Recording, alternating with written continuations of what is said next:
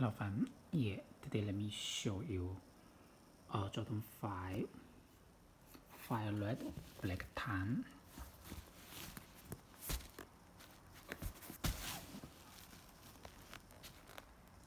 Okay, here's overview of the shoes. We can see the shoe features white, red and black color. Let me see here up.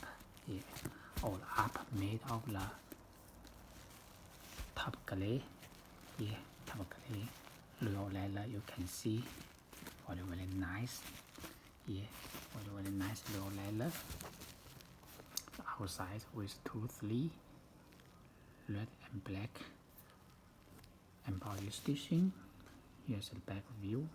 Yeah, black Nike logo embroidery stitching. Okay, inside view. The shoes come with the white shoes, white TPU tan. Here's the black material with the red Jumpman logo embroidery stitching on the tan. Here's the lace lock. Okay, clear and red lace lock.